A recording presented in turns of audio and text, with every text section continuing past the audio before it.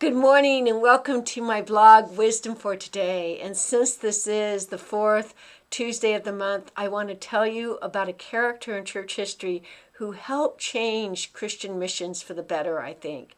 Her name was Gladys May Aylward.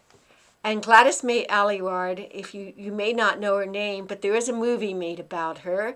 It's on TMC called The Sixth End of Happiness, and it's starring Ingrid Bergman. But they took some very sad liberties with her life in that movie. The woman herself was a little bit different than the portrayal on the silver screen. But let's just talk about the woman herself. Gladys was a maid, and she was a maid to a bachelor and his 4 daughters, and she helped raise those girls and kept a clean house. And her mother was a maid as well. And in those days, if you were born a maid, you stayed a maid. But she got swept up in the Wesleyan movement, and that's where there were tent meetings and thousands were coming to faith in Jesus Christ.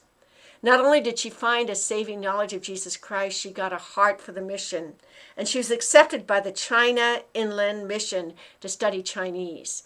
But her studies didn't go so well, and as a result, they refused to sponsor her to the mission field.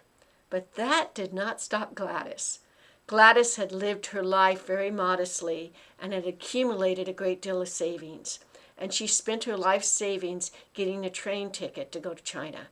And she traveled to the treacherous hills of Russia and in some very difficult traveling circumstances to make it to China, to the English missionary school there. But when she got there, the communist government had started to take over, and they were kicking missionaries out. And there was only one way that Gladys could stay, and she wanted to stay because she already started missions with young children and with orphans, and that was to become a foot inspector. Now, the communist government did not like that women bound their feet. If you don't know it, in China, they used to wrap women's feet very tightly and break them so they'd be very small, which was considered attractive. And so Gladys got employment as a foot inspector and went to village to tell people not to bind their daughters' feet.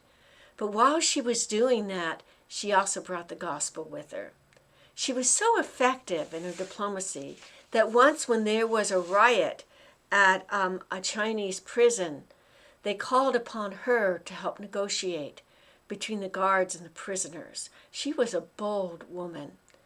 But in spite of the work that she'd done for the Chinese government, they found out she was a Christian and wanted her to leave.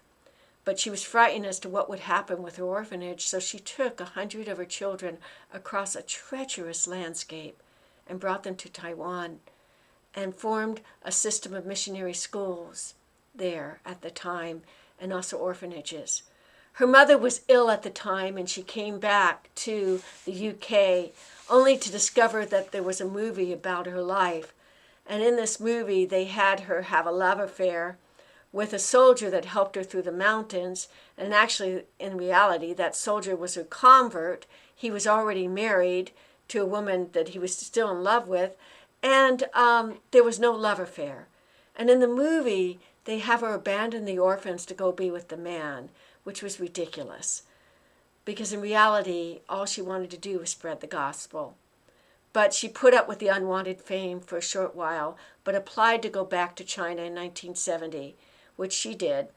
And she worked in Taiwan and in China taking care of orphans until her death. Over her grave, there was a marker that says, the Beloved One. That's what the Chinese people knew her as, the Beloved One, because she gave her everything she had to Jesus. And by giving everything she had to Jesus, she gave everything she had to the people whom she loved. What I like about this story is that when other people told her no, Jesus told her yes. And she followed Jesus' call. In our lives, we need to remember that. When other people tell us no, or tell us that we can't do something, or tell us we're not smart enough, not good enough, or don't look the right way, we need to press forward and say, but God has a purpose for me, and I'm not going to listen to you, I'm going to listen to Him. I hope to see you in church this coming Sunday as we continue to talk about the Apostle Paul and his trial before Agrippa and Festus, and I hope you have a blessed week. God's blessings, and see you next week.